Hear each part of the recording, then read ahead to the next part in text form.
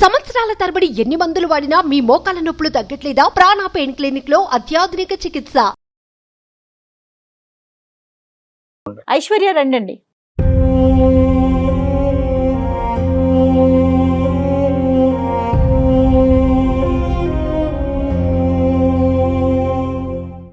నమస్తే ఐశ్వర్య, ఎక్కడి నుంచి వచ్చారు? నేను ఖమ్మం నుంచి వచ్చానండి.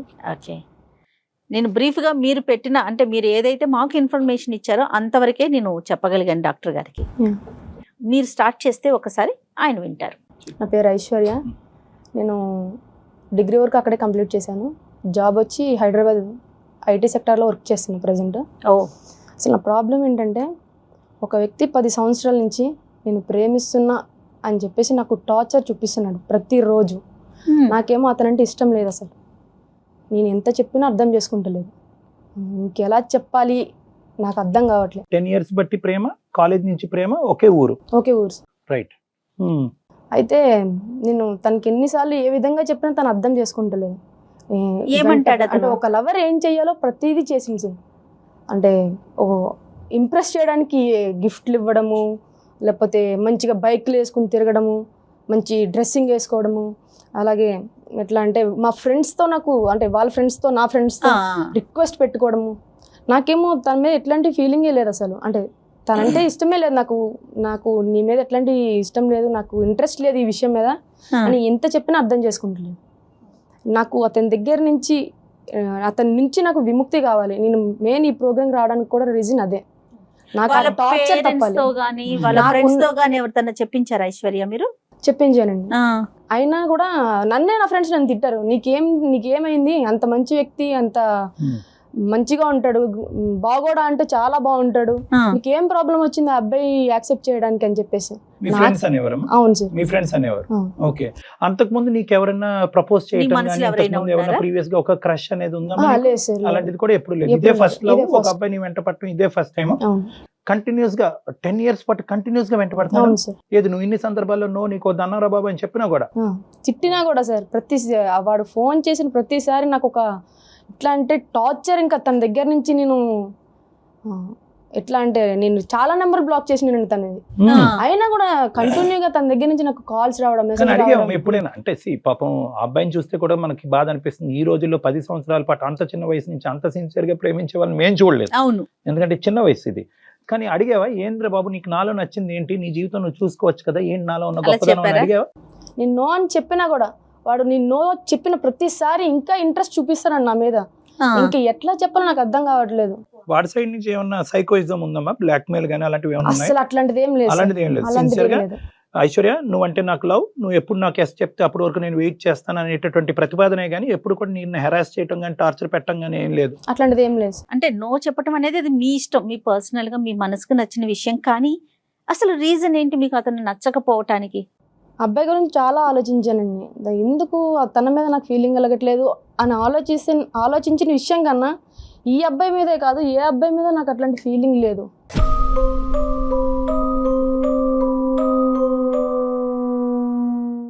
ఏ అబ్బాయిని నేను అట్లా ట్రీట్ చేయలేకపోయినా, ఎవరితో ఓపెన్గా మాట్లాడలేకపోయినాను. వాళ్ళు మాట్లాడిన కామెంట్ చేసిన సీరియస్గా చూడడం తప్ప నేను ఎప్పుడు వాళ్ళకి రివర్స్ మాట్లాడడం కానీ సమాధానం చెప్పడం కానీ ఏం చేయలేదు. ఇప్పుడు అరౌండ్ 23-24 ఉంటావు కదా ఐశ్వర్య నువ్వు? 25. Yes.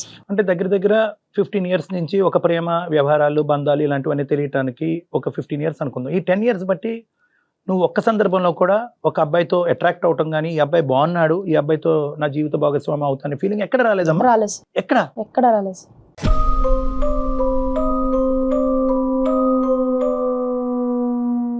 అంటే నేను ఈ అబ్బాయి విషయంలో ఇలా చేస్తానన్నా, లేకపోతే చెప్పినా కదా సార్, ఎవరి మీద నాకు అట్లాంటి ఫీలింగ్ రాలేదు, ఎక్కడా లేదు. ఒకవేళ నా దగ్గర నాలో ఏమైనా ప్రాబ్లం ఉందేమో అని ఒక రోజు నేను నైట్ నన్ను నేను క్వశ్చన్ చేసుకుంటున్నా. నన్ను నేను ప్రశ్నించుకున్న తర్వాత నేను ఎప్పుడైతే హైదరాబాద్ వచ్చి జాబ్ చేస్తున్నానో అప్పుడు మా ఆఫీస్లో ఒక అమ్మాయి జాయిన్ అయ్యారు. చాలా అందంగా ఉంటుంది, టాప్ టు బాటమ్. నాకు చాలా అట్రాక్ట్ అయ్యాను ఆ అమ్మాయికి. ఎందుకో తెలియదు, నాకు అమ్మాయి అంటే ఇంట్రెస్ట్ ఎక్కువ అయిపోయింది. తనతో మాట్లాడాలి, తన పక్కనే ఉండాలి, ఇట్లా అనిపించింది. అప్పుడు అనుకున్నా ఇది కూడా తప్పే. అంటే ఇప్పుడు ఉన్న సొసైటీ విషయం తీసుకుంటే, సొసైటీ విషయంలో ఇప్పుడు నేను చేసే తప్పు. ఇది కరెక్టా కాదా, నన్ను నేను అంటే ఎన్నో నిద్రలేని రాత్రులు గడిపినండి. నాకు అర్థం కాలేదు అసలు.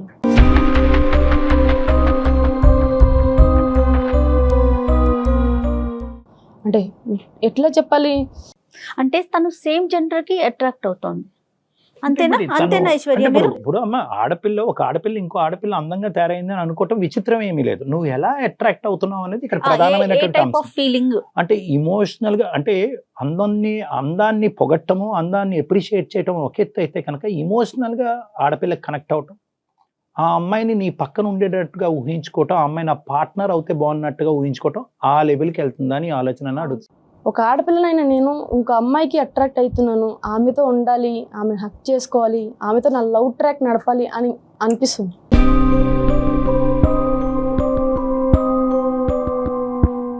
ఎందుకు అలా అనిపిస్తుంది అంటే అది నాలో ప్రాబ్లం. ఈ ఫీలింగ్ ఇది కరెక్టా కాదా అనేది నేను చాలా వెబ్సైట్స్ కానీ ఏమైనా ఉంటుంది అన్నిట్లోనే చెక్ చేసుకున్నాను సార్. చాలా మంది ఉన్నారు. ఈ అమ్మాయి గురించి చెప్పమ్మా. ఇప్పుడు నువ్వు అందంగా కనిపించినటువంటి ఈ అమ్మాయి దగ్గరికి వెళ్ళటం కానీ మాట్లాడటం కానీ నీ యొక్క భావాన్ని ఆవిడకి ఎక్స్ప్రెస్ చేసుకోవటం ఎప్పుడైనా జరిగింది? అంటే నా వైపు నేను ఎంత చేయాలో అంత చేస్తున్నాను, వాళ్ళు ఎట్లా తీసుకుంటున్నారనే నాకు నీకు తెలియదు. తెలీదు. కానీ నా ఫీలింగ్ అయితే నేను ఎక్స్ప్రెస్ చేయడం అయితే చేస్తున్నాను సార్. చేశారా? చేశాను సార్. ఏది ఈ అమ్మాయికి వెళ్ళి ఐ లైక్ యూ అన్నట్ట? అంటే యాజ్ ఎ ఫ్రెండ్గా ఐ లైక్ యూ అని చెప్పేసి తను కూడా చెప్పింది. నేనైతే నా ఫీలింగ్ నేను ఎలా చెప్పాలో అలాగే చెప్పాను. తను కూడా I like you as a friend అని అందా? అవును సార్. దానికి మించి ఆలోచన మీకు ఉంది అన్నది తనకు తెలియదు, మీరు ఎక్స్ప్రెస్ చేయలేదు. ఇంకా ఎక్స్ప్రెస్. అది ఫ్రెండ్షిప్ కాదు, అది రిలేషన్షిప్ వరకు మీరు ఊహించుకుంటున్నారని మీ లోపల ఉన్న భావం. అవును సార్. ఇప్పుడు చిన్నప్పటి నుంచి నువ్వు ఎదిగినటువంటి, చిన్నప్పటి నుంచి పెద్ద మనిషి అయ్యి అలా పెరిగినప్పటి నుంచి కొన్ని పర్సనల్ క్వశ్చన్స్ ఇస్తుంటే చెప్పు, కష్టమైతే నో చెప్పు, నో ప్రాబ్లం. చెప్తాను సార్. అప్పుడు నిన్ను నువ్వు ఎలా ఊహించుకునేదానివి?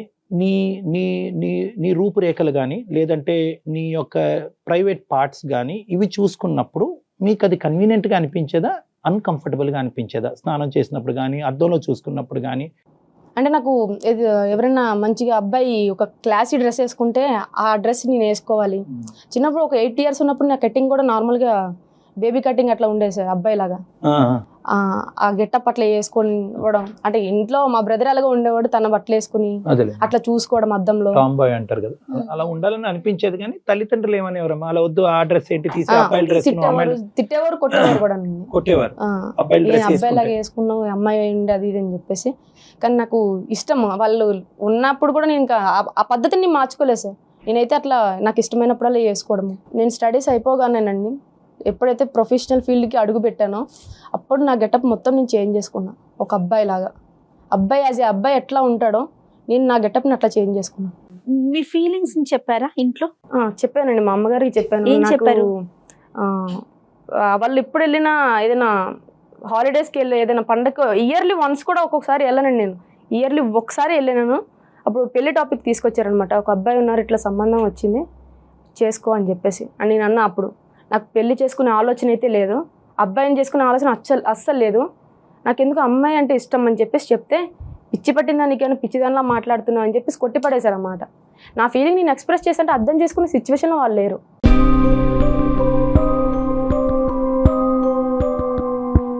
సరే, ఇంతవరకు అర్థమైందని. ఇప్పుడు 2 సందిగ్ధ పరిస్థితులు. నువ్వు వచ్చినటువంటి రీజన్ మేమేమనుకున్నాం అంటే వాస్తవానికి అనవసరంగా, అంటే యూజువల్గా టిపికల్గా జయ గారు నేను చేసేటటువంటి కేసుల్లో ఏంటంటే ఒకడు ఎవడో వెంటబడుతున్నాడు, అరెస్ట్ చేస్తున్నాడు, వాడి నుంచి నాకు విముక్తి కలిగించండి, ఆ కేసు అనుకున్నాం మేము. ఇది అలా లేదు. ఇప్పుడు 2 సమస్యలు తీసుకొచ్చి మాకు పెట్టావు. Correct me if I'm wrong. ఒకటి, ఈ అబ్బాయి ఇలా వెంటపడేటటువంటి జిగిరిలాగా 10 సంవత్సరాలు పట్టి వెంటపడి నిన్ను బాధ పెట్టి ఆ అబ్బాయి జీవితాన్ని పాడు చేసుకుని శుభ్రంగా ఎంత మంచి అమ్మాయి వచ్చి ఉండేది ఈ పాటికి ఆ అబ్బాయికి, ఇది తెలియకుండా ఇది చెప్పవలసినటువంటి బాధ్యత నీ మీద లేదా? చెప్పావా? సరే, ఆ ఫీలింగ్ నాలో ఉందని నేనే కన్ఫ్యూజన్ లో ఉంది. అంటే ఈ ఫీలింగ్ నేను ఫీల్ అవుతున్నాను, దానివల్ల నేను ఎంత సఫర్ అవుతున్నాను నాకు తెలుసు. ఒకటి ఏంటంటే ఇటువంటి సందిగ్ధంలో ఉండే ఆడపిల్లలు, అబ్బాయిలు అయితే కనుక మాకు అమ్మాయిలా ఉండాలని, అమ్మాయిలు ఏమో వచ్చి అబ్బాయిలా ఉండాలని రకరకాలు ఉంటాయి. బేసిక్లీ నేను ఏమంటానంటే దీన్నే మనం LGBTQ ప్రిన్సిపల్ అని అంటూ ఉంటాం. జెండర్ అంటే నేను మగాడినా ఆడదాన్న, అది జెండర్, అది పుట్టుకతో నిర్ణయించబడుతుంది. అది శరీర అవయవాలు బట్టి, ప్రైవేట్ పార్ట్స్ బట్టి అది నిర్ణయం చేసుకోవటం జరుగుతూ ఉంటుంది. ఇంకోటి ఏంటంటే సెక్షువాలిటీ, అంటే నేను ఎవరికి అట్రాక్ట్ అవుతున్నాను, నేను అబ్బాయినే కానీ నేను అమ్మాయికి అట్రాక్ట్ అవుతున్నానా, అబ్బాయికి అట్రాక్ట్ అవుతున్నానా, ఇది యూజువల్గా హార్మోనల్ ప్రభావం వల్ల ఒక వయసు వచ్చాక తేలుతుంది. కానీ ఇది ఖచ్చితంగా ఒక హార్మోన్ టెస్ట్ చేయటం వల్ల తెలియదు. ఇది ఒక ఫీలింగ్, ఒక ఇంటర్నల్ మైండ్కి సంబంధించినటువంటి ఒక ఫీలింగ్. ఆ అమ్మాయి ఈ రోజు ఇంత సందిగ్ధ పరిస్థితిలో మన దగ్గరికి ఎందుకు వచ్చిందంటే కనుక ఆ అమ్మాయికి ఎవరికి చెప్పుకోలేకపోతుంది. చెప్తే కనుక అందరూ హాస్యాస్పదం చేస్తున్నారు, ఏంటి నవ్వుతున్నారు, ఏంటి పిచ్చా నీకేం ప్రాబ్లం వచ్చిందని. అమ్మా ఐశ్వర్య, రెండు ప్రశ్నలు అంటే మాకు క్లారిటీ రావటం గురించి. ఆ అబ్బాయికి చెప్పలేదు కాబట్టి మీ ద్వారా చెప్పడానికి ఇక్కడికి వచ్చానని అంటున్నావా, లేదంటే నేను ఎవరు అనే ప్రశ్న వెతుక్కుంటూ మీ దగ్గరికి వచ్చాను అంటున్నావా? రెండు సార్. రెండు.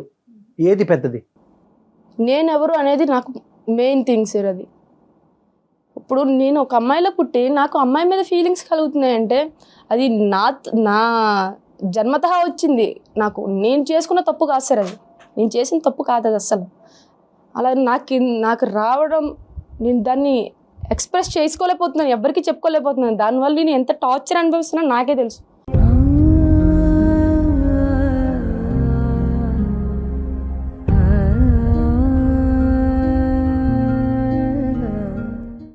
నిద్ర లేని రాత్రులు గడిచినాయి సార్. ఇన్ని రోజులు నేను ఎలా ఉన్నానో నాకు తెలియదు. ఇప్పటికీ ఒంటరిగానే ఉంటున్నాను. ఎవరితో మాట్లాడితే నేను ఎక్కడ ఎలా ఓపెన్ అయిపోతానో, వాళ్ళు నన్ను ఎలా ట్రీట్ చేశారో నాకు తెలియదు. నా ఫ్యామిలీ నన్ను ఒక రకంగా ట్రీట్ చేస్తున్నారు. నేను చెప్పిన విషయం అర్థం చేసుకునే సిచ్యువేషన్లో వాళ్ళు లేరు. అలాంటిది బయట వాళ్ళు నన్ను ఎలా అర్థం చేసుకుంటారు సార్? నా ఫీలింగ్ ఎలా ఎక్స్ప్రెస్ చేయాలి వాళ్ళకి? 10 సంవత్సరాల నుంచి తిరుగుతున్నాడు వాడికి ఏమని చెప్పాలి సార్? నాకు అసలు చెప్పుకోవడానికి అసలు మాటలే రావట్లేదు సార్. అసలు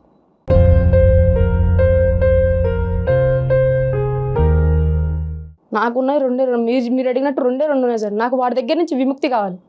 ఇంకోటి నేనేంటి అనేది నాకు క్లారిటీ కావాలి. దానికోసమే నేను ఈ ప్రోగ్రామ్కి వచ్చాను. వాడి దగ్గర నుంచి విముక్తి పెద్ద కష్టం కాదమ్మా. ఈ బ్రేకింగ్ న్యూస్ చెప్తే 2 నిమిషాల్లో చట్టబట్ట వేసుకుని పారిపోతాడు వాడు, అదైతే క్లియర్. అందుగురించి మాకు అనిపించేది ఏంటంటే వాడిని అనవసరంగా ట్రబుల్ చేసామేమో అని అనిపిస్తుంది. నా బాధ నేను చెప్తున్నాను, నా కడుపులో బాధ. నువ్వు చెప్పుకోలేకపోవటం అనేటటువంటిది వేరే విషయం, ఎందుకు చెప్పుకోలేకపోయినది వేరే. వాడికి ఎప్పుడైతే కనుక బాబు నువ్వని కాదు కదా, నాకు ఏ మగాడితో అట్రాక్షన్ లేదు, నా పరిస్థితి ఇది అని చెప్పుంటే వాడు వెళ్ళిపోతాడు. వాడు ఏమనుకుంటున్నాడు అనేది ఒకసారి నువ్వు ఫోన్ కలుపుది కానీ కావాలంటే మేము మాట్లాడతాం. అది నెంబర్ 1. నెంబర్ 2, నీ ఇష్యూ అంటావమ్మా, అది బయలాజికల్గా లోపల నుంచి వచ్చేటటువంటి ఒక మార్పు. ఇందాక నువ్వు జన్మ తరహా అన్నావు చూడు, పుట్టుకతో వచ్చినటువంటి ఒక వ్యవహారం, ఒక హార్మోనల్ ప్రభావం, ఒక బయలాజికల్ నీడ్ అనేటటువంటి సంస్థలో మనం లేము ఈరోజు. కాబట్టి అది కొద్దిగా కాంప్లెక్స్. కాబట్టి దానికి ఏం చేయాలి అనేది తర్వాత మాట్లాడదాం. ఫస్ట్ ఉదయ్తో మనం మాట్లాడి అతన్ని సందిగ్ధ పరిస్థితుల్లోంచి బయట వేద్దామా అనే దాని గురించి నువ్వు ఒక్కసారి ఆలోచించుకో. ఉదయ్తో కలుపుదామా ఫోన్? ఉదయ్తో మాట్లాడదాం. కలుపుదాం సార్. ఎక్కడున్నాడు ఇప్పుడు అబ్బాయి? ఖమ్మంలోనే ఉన్నాడు సార్. మరి కాల్ చేద్దామా అతనికి? కాల్ చేయండి అమ్మా, కలపండి.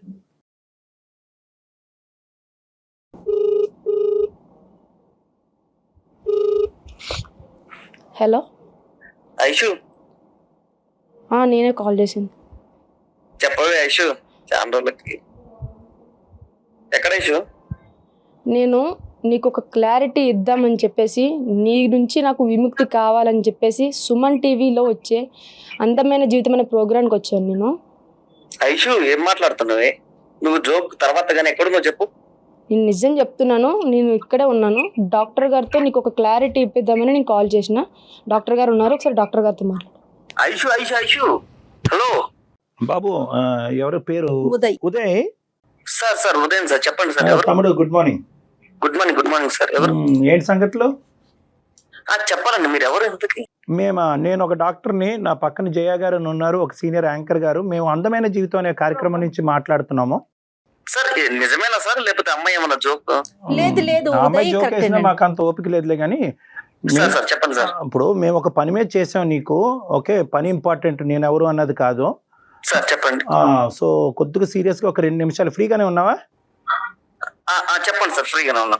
ఈ అమ్మాయికి నువ్వు 10 సంవత్సరాలు బట్టి వెంటబడుతున్నావు, కానీ ఆ అమ్మాయికి అటువంటి ఇంట్రెస్ట్ లేదని చెప్పి 1కి 100 సార్లు నానా రకాలుగా చెప్పి పోలీస్ స్టేషన్కి తప్ప అందరి ద్వారా నీకు చెప్పించడం జరిగినా కూడా నువ్వు అమ్మాయిని వదలట్లేదంట.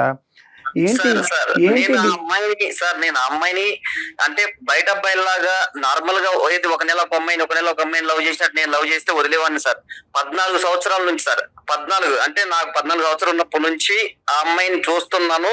ఆ అమ్మాయి బిహేవియర్ అన్ని తెలుసు. తర్వాత ఆ అమ్మాయి ఎట్లుంటది ఏంటి అనేది ఆ అమ్మాయి మనసులో లవ్ చేశాను తప్ప నేను అమ్మాయిని శారీరకంగా లవ్ చేసినట్టయితే అసలు నేను అమ్మాయిని ఎప్పుడు వదిలేసేవాను సార్. నేను ఇప్పుడు వదలమంటే ఎలా వదులుతాను సార్? ఆ అమ్మాయి మా పెదనాంతో చెప్పిస్తాను, వాళ్ళతో చెప్పిస్తా, వీళ్ళతో చెప్పిస్తాను, నన్ను వదిలేయి, నన్ను ఎందుకు రాయమడి పడుతుందో పిచ్చోడు అది నన్ను అంటుంది సార్. కరెక్టే ఉదయ్ నువ్వు లవ్ చేయటం కాదు కదా, అవతల వ్యక్తి నుంచి కూడా ఉండాలి కదా సేమ్. నువ్వంటే నాకు వద్దు అని మొదటి నుంచి ఈ అమ్మాయి అంటుంది. ఎక్కడ నిన్ను డైలమాలోని కన్ఫ్యూజన్ లో పెట్టలేదు. కొంత దూరం ప్రయాణం చేసిన తర్వాత నువ్వు గుడ్ బై అని చెప్పినటువంటి అమ్మాయి కాదు. నీ ప్రేమ ఎంత స్వచ్ఛమైందో ఆ అమ్మాయి ఒపీనియన్ కూడా అంత స్వచ్ఛమైంది. క్లియర్ గా ఉంది ఆ కదా. అమ్మాయి ఎక్కడ నీతో డ్రామా ఆడలేదు. అలాగా సార్ నేను అమ్మాయి నాకు మధ్యలో కూడా ఎప్పుడు చెప్పలేదు సార్. నేను ఒక 5 సంవత్సరాల తర్వాత 6 సంవత్సరాల తర్వాత కూడా ఎప్పుడు చెప్పలేదు సార్. అమ్మాయి నన్ను చూస్తుంది, తర్వాత నేను అమ్మాయిని చూస్తున్నా. నేను అమ్మాయికి ఎక్కడికి పోతే అక్కడికి, వాళ్ళ అమ్మమ్మ వాళ్ళ ఇంటికి వెళ్ళినా కూడా అక్కడ కూడా వెళ్ళి అమ్మాయిని మామూలుగా ఎప్పుడు అబ్జర్వేషన్ లో ఉన్నాను సార్. నేను అమ్మాయిని ఎప్పటికీ నేను చెప్తూనే ఉన్నా, ప్రపోజల్ పెడుతూనే ఉన్నా, ఎప్పటికీ రిజెక్ట్ చేయలేదు సార్. అమ్మాయి మధ్యలో దాకా కూడా ఒక 5-6 సంవత్సరాల దాకా కూడా. కాదు ఉదయ్, నువ్వు ఇన్ని సంవత్సరాల నుంచి ట్రై చేసానా, నేను ఎప్పుడైనా నేను లవ్ చేసానా అన్న మ్యాటర్ ఎప్పుడైనా చెప్పినా? నువ్వు అంటే నాకు ఇష్టం లేదనే కదా చెప్పాను. ఎందుకని నన్ను ఫాలో అవుతున్నావు? ఐషు నేను చెప్పేది ఐషు, నా కోపం తిప్పేది. నువ్వు లవ్ చేస్తున్నావు, నీ కోపం ఏంది? నా కోపం వేస్తుంది. నీ వల్ల నాకు టార్చర్ అవుతుంది. ఐషు నేను ఇష్టం లేదనుకుని నువ్వు ఏనాడు చెప్పలేదు ఇన్ని సంవత్సరాల్లో. ఇష్టం లేదంటే నువ్వు అసలు నాకు అసలు నచ్చలేదని ముందే చెప్పినా కదా. ఇష్టం లేదని చెప్పబడం ఏంది? నువ్వు ఫాలో అయ్యి నీ టైం నువ్వు వేస్ట్ చేసుకుంటున్నావు. నేను తిరిగి నా వెనకాల నేనేమి అడగలే కదా. ఐషు ఒకటి గుర్తుంచుకో ఐషు, ఇప్పుడు నేను పెళ్లి చేయాలంటే మా ఇంట్లో ఎప్పుడో పెళ్లి చేసేవాళ్ళే నాకు. చేసుకోపో, చేసుకోపో. కానీ నేను నిన్ను నమ్ముకొని ఐషు ఎప్పటికైనా నాకు భర్త ఒక కాన్ఫిడెన్స్ తో నీ అమ్మ తిరిగిన ఖచ్చితంగా ఈ అమ్మాయి కావాలనుకున్నావు. నీకు తెలియదు ఐషు, మన క్లాస్మేట్స్ ఎంత ఎమ్మడి పడేవాళ్ళు నా ఎమ్మటి. ఎల్లు వాళ్ళతో ట్రై చేసుకో. అయితే మరి నన్ను వదిలేమని చెప్తున్నా కదా నీకు. 10 సంవత్సరాలు నీతో నేను తిరుగుతాను ఐషు. నాకు లేదని చెప్పినప్పుడు నువ్వు వదిలేయాలి కదా. ఎందుకలా నన్ను టార్చర్ చేస్తాను? నీ బాధ ఎక్కువైపోయింది. నా పర్సనల్ నాకు 190 ఉన్నాయి బాధలు. లేదన్న మాట నువ్వు నాకు ఎప్పుడు చెప్పలేదు. నువ్వెందుకు నా ఎంట తిరుగుతున్నావు అని ఏ రోజు కూడా అనలేదు మేడం. ఏమ్మా చెప్పలేదా? నాకు ఇష్టం లేదని చెప్పడం అంటే అదే కదా సార్ అర్థం. దాన్ని వేరే ఎలా తీసుకుంటారు నాకు అర్థం కావట్లేదు. కాదు ఉదయ్, ఇక్కడ ఎలా అనిపిస్తుంది అంటే కనుక ఆ అమ్మాయి నిన్ను దూరం తోసే కొద్దీ నువ్వు దగ్గర అవడానికి ప్రయత్నం చేస్తున్నట్టు అనిపిస్తుంది. ఈ అమ్మాయి సార్ ఇంకొకటి, ఈ అమ్మాయిలో నాకు బాగా నచ్చేది ఏంటంటే సార్, నేను ఇప్పుడు ఈ అమ్మాయికి లైన్ వేస్తున్నాను సార్. ఈ అమ్మాయి పర్లేదు, ఈ అమ్మాయి పడుకున్నా కూడా మళ్ళీ అర్థం చెప్పి ఈ అమ్మాయి ఏ ర్యాప్ అయితే తిరగదు. నీ ప్రేమ చాలా స్వచ్ఛమైంది, సిన్సియర్ అయినటువంటిది. కానీ ఇక్కడ ఉండేటటువంటి సమస్యలో ఇంకొక యాంగిల్ కూడా ఉంది. ఆ అమ్మాయి ఇప్పుడు వచ్చి నీకు చెప్పలేదు, చెప్పలేకపోయింది ఆ అమ్మాయి. ఇప్పుడు ఆ యాంగిల్ గురించి ఇప్పుడు ఆ అమ్మాయిని మేము చెప్పమంటాం. అది విన్న తర్వాత నువ్వేమంటావో ఒకసారి ఆలోచించుకో. అరే ఏం మాట్లాడుతున్నావురా? నాకున్న పర్సనల్ ప్రాబ్లం నాకు ఎక్కువ, లేకపోతే నీ ప్రాబ్లం నాకు ఎక్కువ అనుకోవాలా? నీ టార్చర్ ఎక్కువైపోయింది. నాకు నీ నుంచి విముక్తి కావాలని చెప్పేసి నేను ఈ ప్రోగ్రామ్కి వచ్చింది. ఐషు ఏదన్నా ఉంటే నువ్వు రా, పర్సనల్ మనం కూర్చొని మాట్లాడదాం. ఏంటి మాట్లాడేది? నాకు అసలు నిన్ను చూడాలంటేనే చిరాకు వస్తుంది నువ్వు చేసిన ప్రవర్తనకి. నేను ముందు నుంచే చెప్తున్నా, నాకు నచ్చలేదు, నాకు వద్దని చెప్తున్నప్పుడు నీ పని నువ్వు చూసుకో. ఎందుకలా నాకు టార్చర్ చేసిన ప్రతిరోజు ఫోన్లు, కాళ్ళు, మెసేజ్లు ఏంటి అన్ని నాకు? ఒకసారి డాక్టర్ గారికి ఏంటి ఐషు? లేదా నేను ఇక్కడే ఉన్నావు, అందరూ స్పీకర్ లోనే ఉన్నావు. కానీ ఉదయ్ ఒక్క నిమిషం సార్ ఒకటి సార్, మీరు ఏదైనా చేయండి సార్, కానీ నాకైతే న్యాయం చేయండి. నాకైతే ఆ అమ్మాయి కావాలి సార్. అమ్మాయిని ఖచ్చితంగా నేను పెళ్లి చేసుకోవాలి సార్. నువ్వు ఎక్కడ దొరికే బాబు? నువ్వు అది కాదు, నువ్వు ఒక మాట అమ్మాయి అంది ఇక్కడ. ఏంటి నీ పర్సనల్ ప్రాబ్లం, నా పర్సనల్ ప్రాబ్లం కూడా అన్నట్టు అడగాలి. ఫస్ట్ అడుగు ఆ మాట. ఏంటి తన పర్సనల్ ప్రాబ్లం అని అడుగు. అది తెలుసుకో ముందు. సార్ దానికి నేను అగ్రీ సార్. ఐషు చెప్పు, నీ పర్సనల్ ప్రాబ్లం ఏంటో చెప్పు ఐషు. ఏదన్నా సొల్యూషన్ అంటే నేను కూడా ఖచ్చితంగా ఇద్దరం కలిసే చేద్దాం. నీకు ఆ క్లారిటీ ఇవ్వడానికి నేను ఈ ప్రోగ్రామ్కి వచ్చాను. అసలు నా పర్సనల్ ప్రాబ్లం ఏంటి అంటే, నాకు నీ మీదనే కాదు, నీ చుట్టూ ఉన్న అబ్బాయిల మీద, నాకు ఎవ్వరి మీద కూడా ఎటువంటి ఫీలింగ్ లేదు. నాకు అబ్బాయిల మీదనే ఫీలింగ్ లేదు.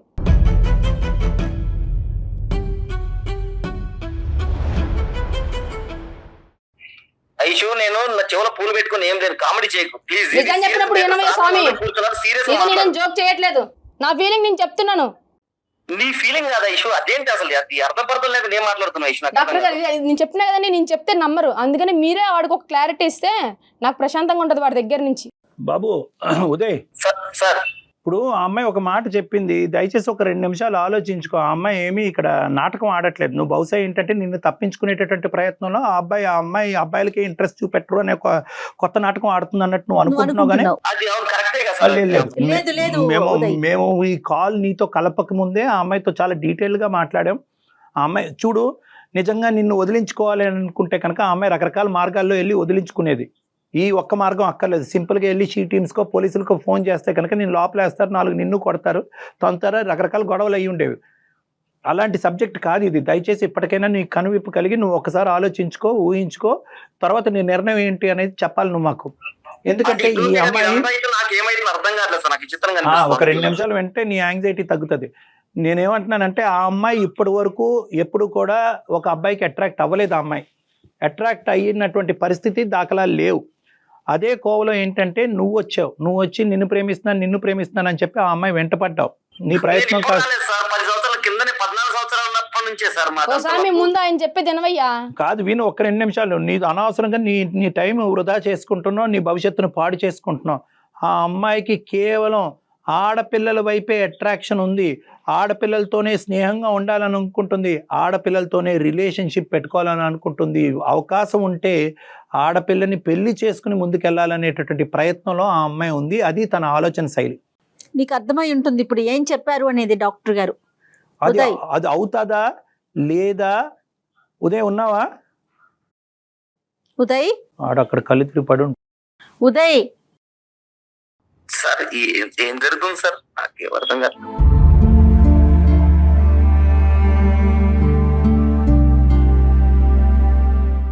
ఇది నిజం, ఇది వాస్తవం. ఇది నీకు వినటానికి ఇంత కష్టంగా అనిపించినప్పుడు ఆ అమ్మాయి ఫస్ట్ టైం తన లైఫ్లో ఇది రియలైజ్ అయ్యి ఇందులోంచి నేను ఎలా గట్టెక్కాలి, నేను ఎవరిని అనేటటువంటి రకరకాల ప్రశ్నలు వెతుక్కుంటూ ఈరోజు మా ఎదురుగుంట కూర్చుని ఈ సందిగ్ధ పరిస్థితుల్లో మీరు ఒక సమస్యకి పరిష్కారం చెప్పకపోతే కనుక నేను సూసైడ్ చేసుకుంటాను, కానీ దానికంటే ముందు నా వెంట పడేటటువంటి ఈ అబ్బాయికి అసలైనటువంటి వాస్తవాలు మీ ద్వారా తేల్చుకుని అతని దగ్గర నుంచి నేను దూరం పడితే కనుక ఆ తర్వాత నా సంగతి ఏంటో తేల్చండి అని చెప్తుంది అనమాట. అది ఈ రోజు ఉన్న పరిస్థితి. అందుకు నేను మీకు కాల్ చేశాం. ఏంటి సార్ నాకు ఏం అర్థం కాదు. నీకేం అర్థం కాదు, చాలా టైం పడుతుంది, కాసేపు కూర్చుని ఆలోచించుకో. ఇది వాస్తవం, ఇది నిజం. ఇప్పుడు తనొక్కటి చెప్తే మిమ్మల్ని అవాయిడ్ చేస్తుంది అనుకోవచ్చు. త్రూ ఛానల్ ద్వారా, మా ద్వారా, డాక్టర్ గారి ద్వారా చెప్పిస్తోంది. ఎందుకంటే నువ్వు అర్థం చేసుకొని నీ జీవితం నువ్వు ముందుకు వెళ్ళాలనే ఒక ఉద్దేశంతోనే తను ఈ రోజు రివీల్ చేసింది. ఇప్పటి వరకు ఎక్కడ రివీల్ చేయని విషయాన్ని ఇప్పుడు రివీల్ చేసింది. 2 రోజులు 2 నెలలు 6 నెలలు లవ్ చేయలేదు మేడం. 10 సంవత్సరాలు లవ్ చేసిన మరి అదే మరి బాబు నువ్వు 10 సంవత్సరాల నుంచి లవ్ చేసావు అంటున్నా. 10 సంవత్సరాల నుంచి నా గురించి నీకు ఏం తెలుసు చెప్పు, ఏం తెలుసుకున్నావు చెప్పు నా గురించి. వద్దులే మా అమ్మ. ఐషు ఒక్క నిమిషం. ఇప్పుడు వరకు మాట్లాడింది ఒక పద్ధతి, ఇప్పుడు అబ్బాయి పరిస్థితి కూడా దయచేసి అర్థం చేసుకో. మన అందరం ఇలాగా చెప్తుండే ఎక్కడ అర్థం చేసుకుంటున్నాడు సార్, తను అడుగుతున్నాడు, క్వశ్చన్ మీద క్వశ్చన్ వేస్తున్నాడు. ఐషు ఒక్క నిమిషం అమ్మా. కొన్ని ప్రేమలు గుడ్డివమ్మా. అతను నిన్నేం హెరాస్ చేయలేదు, టార్చర్ చేయలేదు, నిన్ను ఇబ్బంది పెట్టలేదు. కేవలం ఏంటంటే పదే పదే అది వ్యక్తపరుచుకున్నాడు, వెయిట్ చేశాడు. ఎప్పటికైనా నువ్వు ఎస్ చెప్తావు అనే ఆస్తి ఇప్పటికీ కూడా వెయిట్ చేస్తున్నాడు. నాకు తెలిసి ఇతనున్న అతని క్యారెక్టర్ కి ఇంకొక 10 ఏళ్ళైనా వెయిట్ చేస్తాడు ఈ విషయం తెలియకపోతే. నిన్ను వెంట పట్టడం అనేది ఒక పిచ్చితనం అంటావా, పిచ్చి ప్రేమ అంటావా, పక్కన పెడదాం. ఇప్పుడున్న పరిస్థితిని ఎలా డైజెస్ట్ చేసుకుని ఏమంటాడో చూద్దాం ఒకసారి. ఏమంటావు ఉదయ్? సార్ ఐషు నన్ను 10 సంవత్సరాల తర్వాత పిచ్చోని చేస్తా అనుకోలేదు సార్ నేను.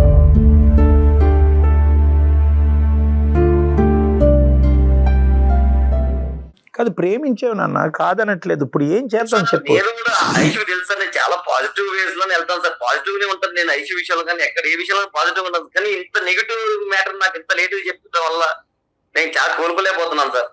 నువ్వు విన్నది నిజమే, దీని గురించి ప్రత్యేకమైన విశ్లేషణ అక్కర్లేదు. ఐషు కోసం 10 సంవత్సరాలు వెయిట్ చేశాను సార్. వెయిట్ చేసిన తర్వాత డైరెక్ట్ ఇలా బాంబు పేల్చినట్టు నాకు ఇలా సడన్ గుండె పోయిన మాట చెప్పేశాను. నువ్వు ఇష్టం లేదు ఉదయ్, నేను ఏరే అబ్బాయిని పెళ్లి చేసుకుంటానంటే నేను ఒప్పుకోపోతుంది సార్. లేదు ఉదయం మా ఇంట్లో వాళ్ళ సంబంధం చూసిన అబ్బాయిని పెళ్లి చేసుకుంటా అంటే ఒప్పుకోపోతాను సార్. ఇదేంటి సార్ విచిత్రంగా, నేను ఇంకొక అమ్మాయిని పెళ్లి చేసుకుంటా అంటే నేను ఒప్పుకోకపోవడానికి ఏముంది సార్ ఇక్కడ, నాకేం అర్థం కావట్లేదు.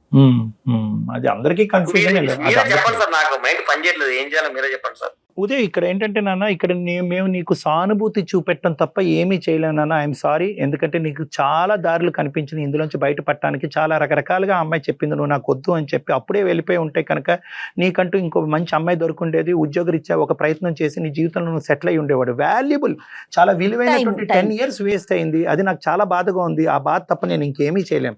నువ్వు ఏదన్నా చేస్తే కనుక ప్లీజ్ ఆ అమ్మాయికి ఇంకో ముళ్ళులాగా నువ్వు ఉండకుండా నీ ప్రేమని ఒక మంచికే త్యాగం చేశాననేటటువంటి ఆలోచనతో ఒక ఫ్రెండ్లీ విధానంతో ఆ అమ్మాయికి సపోర్ట్ చేసేటటువంటి విధంగా నువ్వు ముందుకు రావాలని నా విజ్ఞప్తి. ఖచ్చితంగా సార్.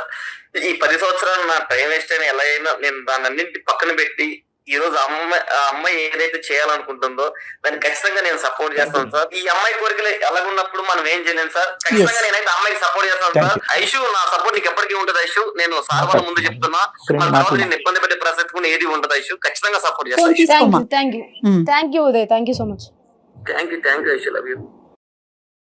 ఇంకా లవ్ యూ అంటాడు. కాదు ఐషు, ఇప్పుడున్న పరిస్థితుల్లో ఒక ఇష్యూ అయితే మేము రిజాల్వ్ చేసాము. ఇప్పుడు ఏంటంటే ఎవరైతే నీకు పక్కలో బల్లం అంటారో ఏమంటారో నాకు తెలియదు, కానీ కాలంలో ఒక ముళ్ళు అంటారో ఆ ముళ్ళను కాస్త నీకంటూ ఒక చేదోడు వాదోడుగా ఒక సపోర్ట్ కింద ఈ అబ్బాయిని మేము తయారు చేయగలిగాము. నెంబర్ 2, ఇప్పుడు ఈ అంశం గురించి మాట్లాడితే ఇందులో 2 రకాల కేటగిరీస్ ఉంటాయి. ఓకే, ఒకటి హోమోసెక్షువాలిటీ, రెండోది బైసెక్షువాలిటీ. నాకు సేమ్ సెక్స్తోనే ఎక్కువ అనిపిస్తుంది, అంటే ఒక ఆడపిల్లకి ఆడపిల్లతోనే, అబ్బాయితోనే అనిపిస్తుంది. ఈ ఒక విధంగా అంటారు. ఇది ఓన్లీ అట్రాక్షన్ వరకు. కొంతమంది ముందుకు వచ్చి ఏమంటారంటే, నాకు పూర్తిగా నేను అమ్మాయినైనా అబ్బాయిలా మారిపోవాలని అనిపిస్తుంది, నా అవయవాలు, నా గొంతుక, నా రూపురేఖలు అన్నీ మార్చుకోవాలని అనిపిస్తుంది. సో నాకు నువ్వు చెప్పవలసింది ఏంటంటే, నీ బాడీ పార్ట్స్కి నువ్వు ఎలా అయితే ఉన్నావో అది కూడా మార్చుకోవాలనేటటువంటి తపన, కోరిక నీకు ఉందా?